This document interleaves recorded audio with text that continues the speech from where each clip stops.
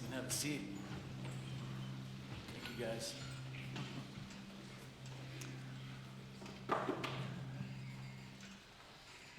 right, well, it's good to see everybody. Good to be part of the choir. From where I'm standing, you guys sound pretty good. We trust that the Lord hears our worship as well. So we've been going through the Old Testament, and we've been trying to highlight some of the big figures in the Old Testament. And part of the goal is to maybe remind you of some of the incredible stories and some of the incredible ways that God pursues us. And maybe you could crack open the Bible yourself and read those stories. Did you notice how I just weaved in an encouragement about God's heart and also a guilt trip? Anybody catch that? That's kind of how this sermon is going to go, just so you can brace yourself. Last week, after the sermon, all week long, I heard comments about what happened to the headless chicken, Mike? Because I never completed that story. And then I heard, was that sermon just like all about orgies? And I didn't hear the end of the Elijah story. So we've got two options here. I can preach a lot longer and finish all the stories I start. Or hopefully it's sort of putting something in you to go and complete the story. Levi, the other Levi, just quoted from the book of Isaiah, from the prophet of Isaiah, and reminded us of his word that he will always be faithful to us. And that was one of the main roles of the prophet, to remind people that God would be faithful, because usually when the prophets spoke, and now I'm talking about Isaiah, Jeremiah, Ezekiel, we keep moving through the Old Testament, but those are some of the big names. When they spoke, they would often speak of gloom and doom, like bad things happening, because one of their roles was to talk about the consequences that God might bring, that God would bring when his people are disobedient. So it was important for them to be reminded that God would be faithful to them. So I'm going to read from Isaiah chapter 58, which for me personally, and I'm guessing this will kind of get us all, but for me personally, this is an incredibly challenging confrontation where Isaiah is confronting us with some truth that we need to hear. How many of you love to be confronted with truth that you need to hear? We're going to do it together, and so hopefully it'll be less painful. But Isaiah chapter 58, shout with the voice of a trumpet blast, shout aloud, don't be timid. This is God speaking to Isaiah. Tell my people Israel of their sins. That's why there aren't very many prophets, because it's not a popular job. Yet they act so pious. They come to the temple every day and seem delighted to learn all about me. They act like a righteous nation that would never abandon the laws of its God. They ask me to take action on their behalf, pretending they want me, or they want to be near me. We have fasted before you, they say. Why aren't you impressed? We have been very hard on ourselves, and you don't even notice it. I will tell you why. I respond, this is God speaking again. It's because you are fasting to please yourselves. Even while you fast, you keep oppressing your workers. What good is fasting when you keep on fighting and quarreling? This kind of fasting will never get you anywhere with me. You humble yourselves by going through the motions of penance, bowing your heads like reeds bending in the wind. You dress in burlap and cover yourselves with ashes. Is that what you call fasting? Do you really think this will please the Lord? No. This is the kind of fasting I want. Free those who are wrongly imprisoned. Lighten the burden of those who work for you. There's a verse for you who have supervisors. Let the oppressed go free and remove the chains that bind people. Share your food with the hungry and give shelter to the homeless. Give clothes to those who need them. And do not hide from relatives who need your help. Oh, I love the Bible. Then your salvation will come like the dawn, and your wounds will quickly heal. Your godliness will lead you forward, and the glory of the Lord will protect you from behind. Then when you call, the Lord will answer. Yes, I am here. He will quickly reply. Remove the heavy yoke of oppression. Stop pointing your finger and spreading vicious rumors. Feed the hungry and help those in trouble. Then your light will shine out from the darkness, and the darkness around you will be as bright as noon. The Lord will guide you continually, giving you water when you are dry and restoring your strength. You will be like a well-watered garden, like an ever-flowing spring.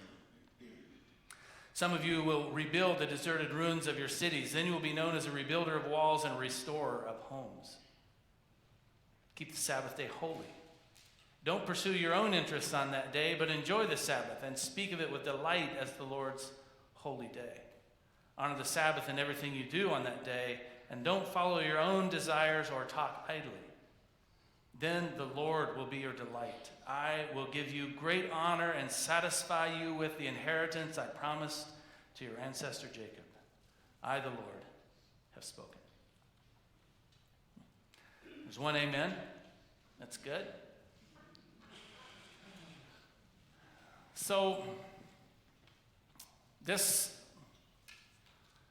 prophet thing is about reminding people to be people of integrity and reminding people that it is integrity that moves the heart of God. This is the thing that God is after.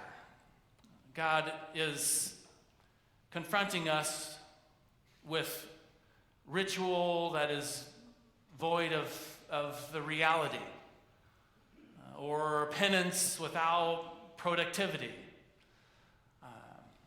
This, of course, is set in the scene where there was a temple where the people of Israel would go to, and they would perform certain religious acts and go through certain religious rituals. And those rituals, in their minds, were cleansing them, were the things that they needed to do in order to be right with God.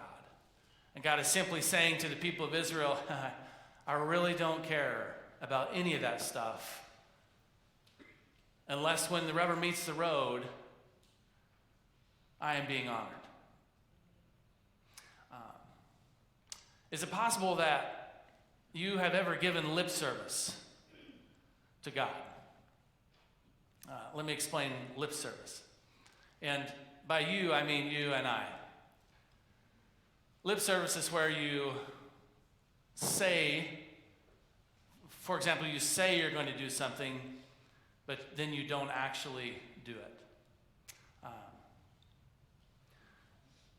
I was reminded as my son came in and sat beside me that when he was young, he learned lip service pretty early. Maybe around the age of 2. So I think this happens fairly early, but I would say, Tanner, can you go and put your toys away? Okay, Dad. I thought, that's so cute. Man, it's so responsive. That's wonderful. And a few minutes later, I would walk by and I would see that the toys had not been cleaned up. And so I would say, hey, Tanner, would you mind getting your toys cleaned up? Okay, Dad. A few minutes later, toys are not cleaned up. You're starting to get where this is going, right? You're starting to understand lip service. Like, it was good that he said, okay, Dad. But then there was a second part to the equation. By the way, there's a bunch of black trash bags in the back of our lot, full of grass and leaves, need to be dealt with. Service is really about an intervention here.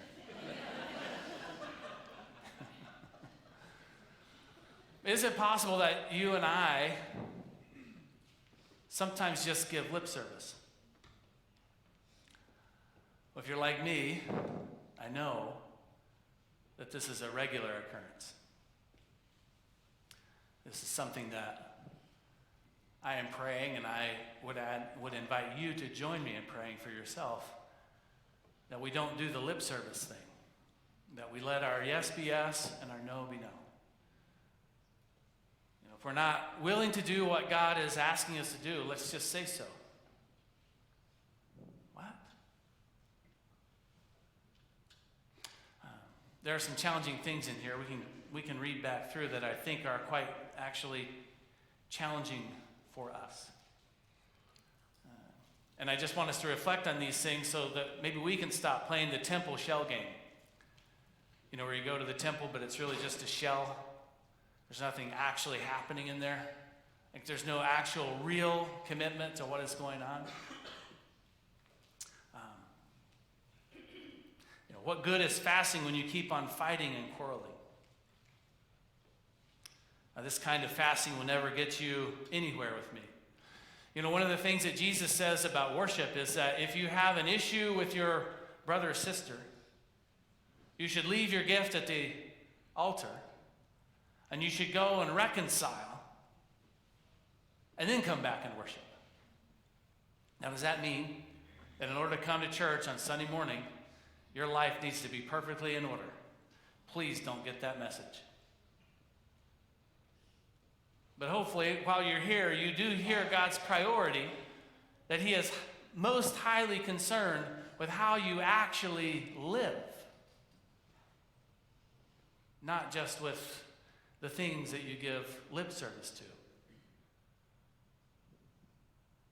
One of the things we do as Christians is we encourage a thing called Bible study.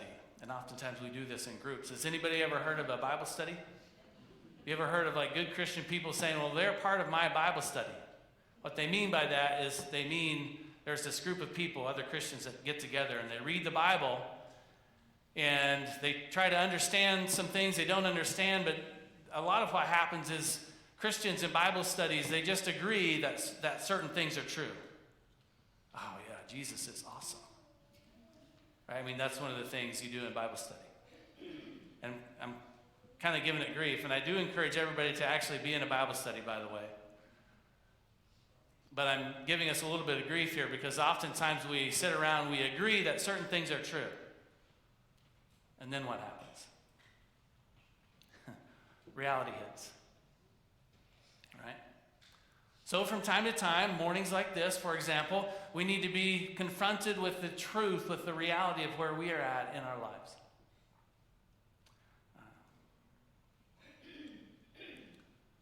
Let the oppressed go free. Remove the chains that bind people. I just recently watched the movie Sound of Freedom. Has anybody watched that?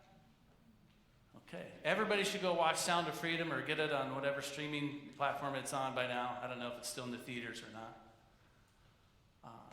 A powerful movie about sex trafficking that is happening in our country. We're like leading the world in sex trafficking. Pretty awesome, huh? I get really excited when I see the F-22s flying around. Like, literally, I get totally excited. I love our country. I get excited about a lot of other things in our country, but I did not get excited about that. I was convicted. I was deeply convicted by that. And I was determined as I went away from that movie, I'm going to do something about it. And to date, I haven't done anything about it. It was, I don't know, at least 3 weeks ago. So then I knew this sermon was coming up. And God's saying, oh, you're going to preach about lip service, huh? Kind of like that. I think God did this actually too. So I'm just going to declare I'm going to attend one of the next two priceless, they do these orientations. Probably not using the right word, but like an onboarding kind of thing. I'm going to at least attend it and see if there is a place for me to help in that whole situation.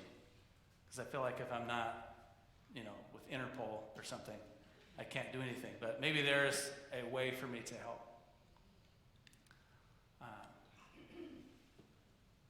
Maybe you're like me. Maybe one of your thoughts is, well, yeah, but I need to live a balanced life. And I'm already serving a little bit here or there. Like, maybe we have our little place where we're given a little bit of service. In verse 10, the New Living Translation says, feed the hungry. The NIV says, if you spend yourself on behalf of the hungry. The Hebrew there is talking about a type of spending where you completely exhaust yourself on behalf of others. And it's interesting because this whole thing is in the context of actually celebrating the Sabbath and keeping the Sabbath holy. And we know the Sabbath is about a day of rest.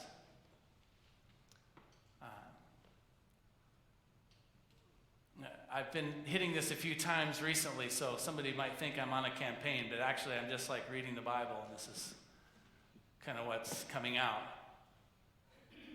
But is it possible that we are not exhausting ourselves to a degree where God has the opportunity to fill us up in a special way? Maybe you remember the story of Jesus and his interaction with the woman at the well.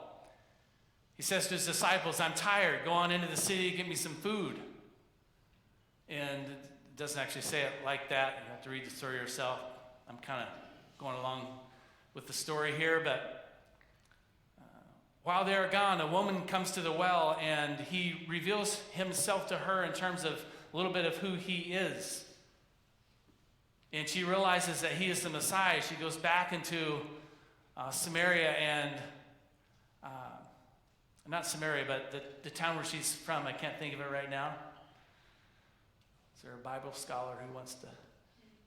Phoenician woman? No, that's not it. What? No, that's not it. We'll get to it later. She goes back in. She brings out a bunch of people to hear about Jesus, to figure out, or to see who Jesus is. And so he teaches, he performs miracles. There's a long time that they spend together, but his disciples come back and they say, well, we brought food back. And Jesus says, I don't need food.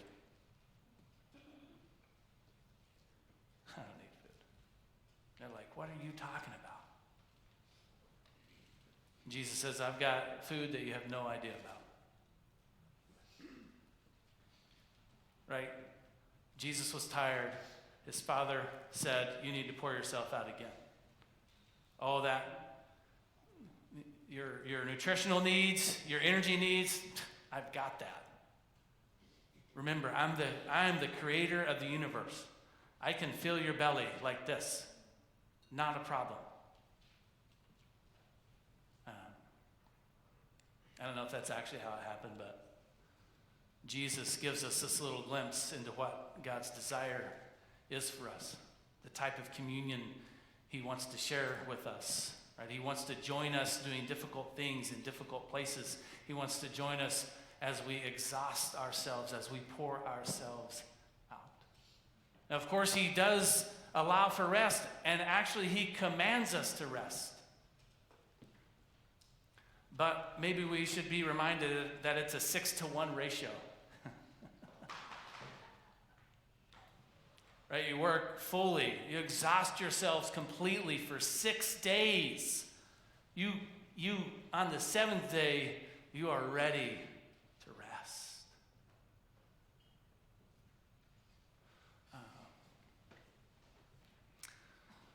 Anybody convicted yet?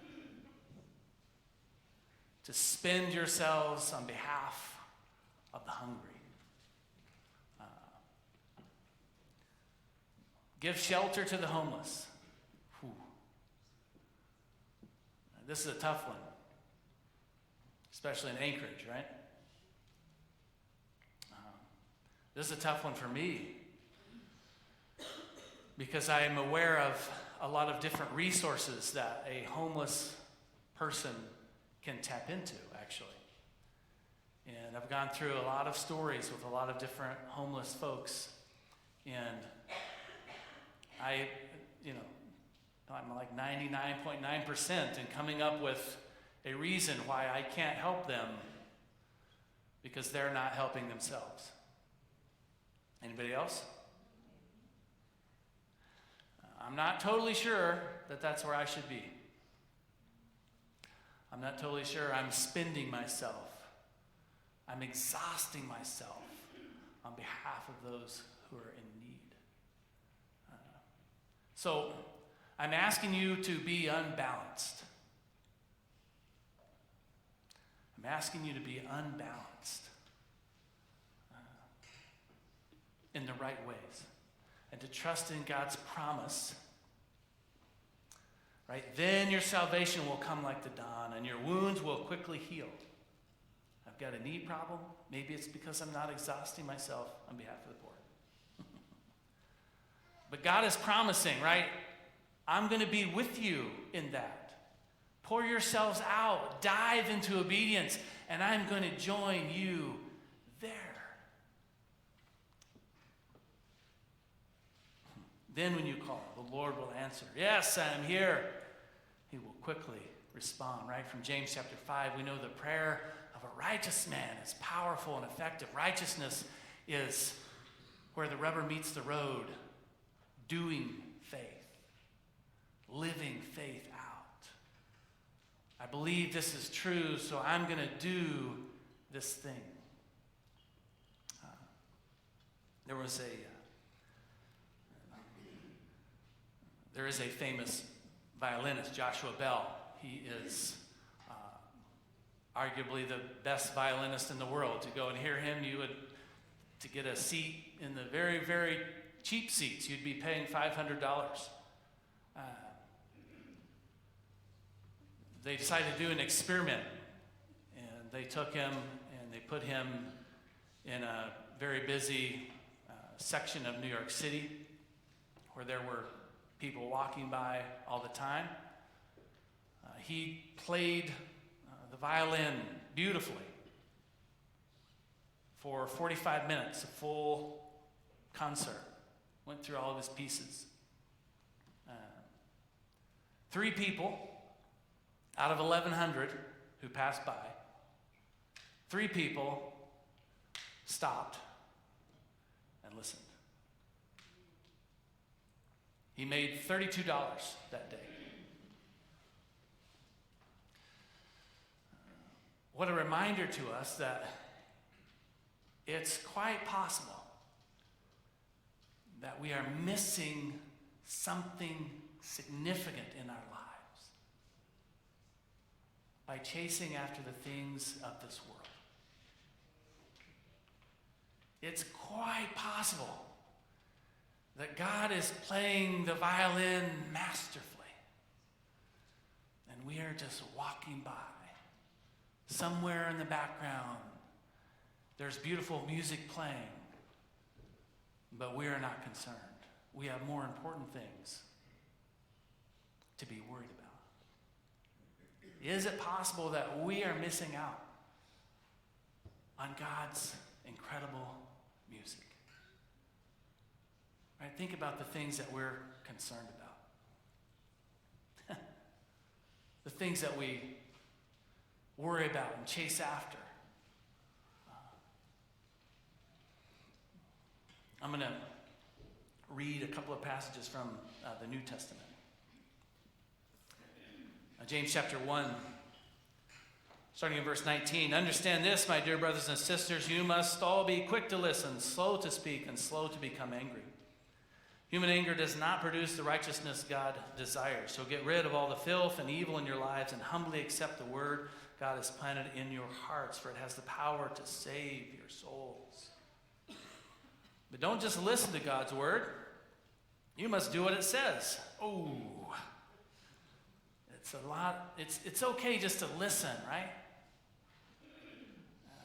You can walk out of here and say, Pastor Levi, that was an amazing sermon. It just really